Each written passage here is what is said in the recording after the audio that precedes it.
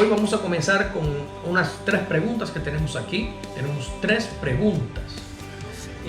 Y la primera pregunta con la que vamos a comenzar esta noche nos las hizo Sandra Blanco desde Cúcuta.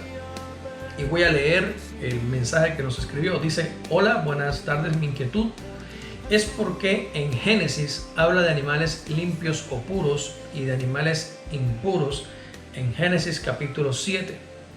Además, se menciona el diezmo en el pasaje cuando Abraham tiene el encuentro con el rey de Salem. Creía que esto fue dispuesto en la ley. ¿Por qué entonces se menciona antes? Estaré atenta a sus respuestas. Gracias. Buenas tardes. Bueno, estas son las 2 preguntas. Parece que fuera una, pero en realidad son 2. Haciendo referencia a Génesis capítulo 7. ¿Qué era Génesis capítulo 7? Vamos a ver. Debe referirse a algún listado de animales limpios y de animales impuros. ¿Qué dice Génesis capítulo 7, por favor? Desde el versículo 1. Sí.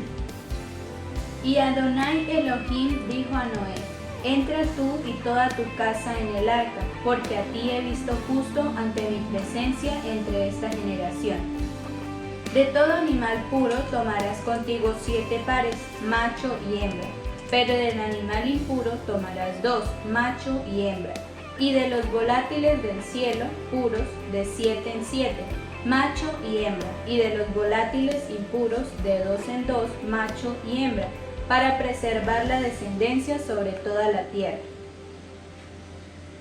Ok, perfecto. Entonces aquí aparece una lista de animales puros, impuros, o Dios está haciendo referencia a cuáles son los animales impuros y puros, que luego aparecen registrados realmente en la ley que fue dada a Moisés en el Éxodo.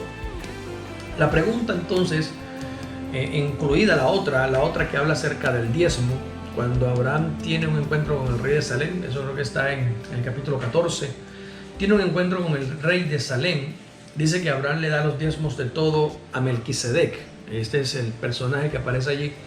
Y entonces la pregunta es: ¿por qué aparecen un listado o por qué aparece la referencia de animales limpios y de animales impuros en Génesis? ¿Por qué aparece una referencia al diezmo en Génesis si fueron 2 cosas que se decretan o se establecen de manera estatutaria, obligatoria en la ley que Dios le dio a Moisés? Esa es la pregunta, es una sola, con 2 propuestas. ¿Qué dice el capítulo 14, Génesis capítulo 14? Desde el verso 17. Sí. 14, Después 17. que regresó, tras derrotar a Kedorlaomer y a los reyes que estaban con él, el rey de Sodoma salió a su encuentro en el valle de Sabé, que era la llanura del rey. Entonces Melquisedec, rey de Salem, que era sacerdote de El Elión, sacó pan y vino y lo bendijo, diciendo: bendito sea Abraham por El Elión, poseedor de los cielos y tierra. Bendito sea El Elión, quien entregó a tus adversarios en tu mano, y le entregó el diezmo de todo. Ok, aquí aparece entonces Abraham entregando el diezmo de todo a Melquisedec.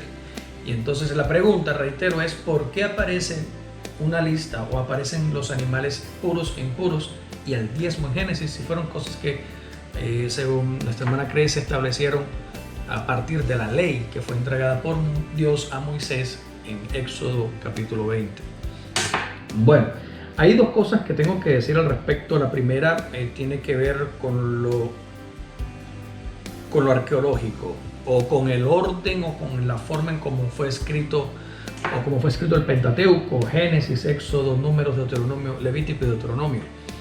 El asunto con estos listados, que no solamente suceden en el Pentateuco, sino en otros libros de la Biblia, es que se pueden inferir escrituras tardías o escrituras que hagan referencia a un hecho o a un evento que sucedió mucho tiempo después en la cronología, a pesar de que están citadas antes en el espacio temporal.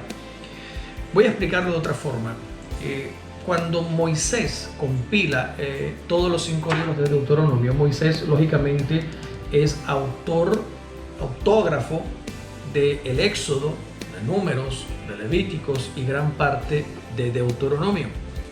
Él los escribió él mismo. Sin embargo, el Génesis tiene que ser una recopilación por muchas generaciones de escritos y documentos que sí efectivamente llegan hasta las manos de Moisés.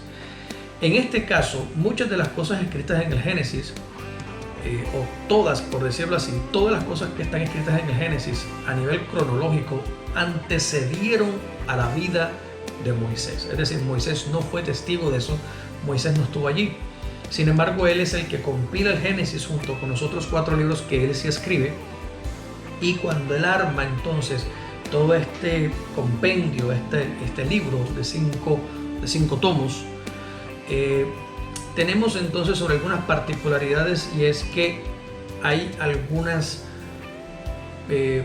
injerencias o palabras también que se escribieron posteriormente, que fueron incluidas en el Génesis, no sé si por los copistas o si por el mismo Moisés o si por los escribas posteriores o por los traductores modernos. De cualquier manera, vemos un caso muy particular, y es el nombre de Jehová, que en la mayoría de las Biblias, por colocar un ejemplo, el nombre de Jehová aparece en Génesis. Sin embargo, Éxodo capítulo 4 dice que Dios nunca le dijo ese nombre a Abraham. Sin embargo, Abraham en Génesis le llama Jehová muchas veces. Inclusive aparece Jehová Jireh. Pero el mismo Dios, cuando se le revela a Moisés en la zarza y lo envía a Faraón en Egipto, le dice que por su nombre, Yahvé, jamás se dio a conocer a los hombres, sino que Abraham, Isaac y Jacob lo conocieron como El Shaddai. Entonces, esta palabra, este versículo poderoso, nos está mostrando cómo hay una gran incidencia y mucha mano, digamos así, muchas personas metieron sus manos para, quizá con una buena intención, dar una aclaración a quién se refería Abraham, o a quién se refería Noé, o Adán, o Abel cuando hablaban con Dios, y entonces colocaron el nombre de Jehová en Génesis, aunque el mismo Dios dijo que ninguno de ellos lo conoció con ese nombre, sino como El Shaddai. Situaciones como esta se dan a lo largo de todo el Génesis en muchos pasajes, y seguramente desde el punto de vista arqueológico lamentamos no tener el original del Génesis o los textos originales del Génesis. Tenemos solamente copias de copias que, lógicamente, como ya les he dicho, han podido ser modificados con buena o mala intención. De cualquier manera, es muy factible, es muy probable que esta referencia de animales puros e impuros que aparece en Génesis capítulo 7 haya sido una aclaración del mismo Moisés o de copistas o traductores posteriores para referirse al listado de animales que entró al arca o que ellos suponen que entraron al arca. ¿Por qué hago esta alusión? Porque los enumera como animales puros e impuros, los cuales solamente fueron incluidos a partir de la ley como tales. Por otro lado, aparece también el asunto del diezmo, cuando Abraham le da el diezmo a Melquisedec, y el diezmo solamente aparece referenciado como ley a partir del Éxodo, de ahí en adelante, igual que las ofrendas y todo lo demás que tiene que ver con el sacerdocio y con el servicio en el altar. Arqueológicamente no tenemos manera de demostrar que realmente eso estuvo allí, porque, reitero, no tenemos hasta el sol de hoy una sola copia original siquiera, o copia de las más antiguas del Génesis, sino solamente copias de copias tardías en comparación con la fecha en la que fue escrito este libro. Ahora tenemos otro aspecto, y es el aspecto espiritual, y todos sabemos por la misma escritura que lo que está creado aquí en la tierra es simplemente sombra de lo invisible. Y así como hay un tabernáculo en la tierra que fue erigido por Moisés por orden de Dios, Hebreos nos declara de que hay un tabernáculo celestial en el cual Jesús entró para presentar la sangre del sacrificio. Entonces hay un tabernáculo en el cielo en donde todas las cosas que fueron decretadas posteriormente en la tierra por la ley ya existían como ley en los cielos. El mismo sacrificio del Cordero ya existía en la ordenanza celestial aún antes de la fundación del mundo. Y por eso dice la Escritura que el Cordero fue inmolado desde antes de la fundación del mundo, y eso estaba definido, estaba establecido en la tierra, aunque mucho tiempo después fue cuando se decreta o se declara el protoevangelio a Adán y Eva, cuando le dice que la mujer tendrá un hijo y pisaría la cabeza de la serpiente, este hijo que tuviera la mujer. Entonces tenemos estas dos situaciones. La primera es que arqueológicamente no podemos determinar si realmente eso estaba escrito en Génesis o si fue una inferencia que se hizo posteriormente por parte de Moisés o por parte de los escribas que siguieron las escrituras más adelante, pero sí nos podemos aferrar a lo más lógico desde el punto de vista bíblico, y es que ese listado hubiera sido revelado de antemano por el mismo Dios a Noé, para que Noé eligiera los animales que tenían que entrar al arca de parte del mismo Dios, y por lo tanto sí aparecen registrados así. De la misma forma, el diezmo, al parecer, según el relato de Génesis capítulo 14, es algo que nace en el corazón de Abraham para dárselo al sacerdote y rey de Salem, reconociendo a Abraham en Melquisedec a alguien muy superior a él. Entonces, esa es una costumbre. El diezmo no es una costumbre única de Israel ni del judaísmo.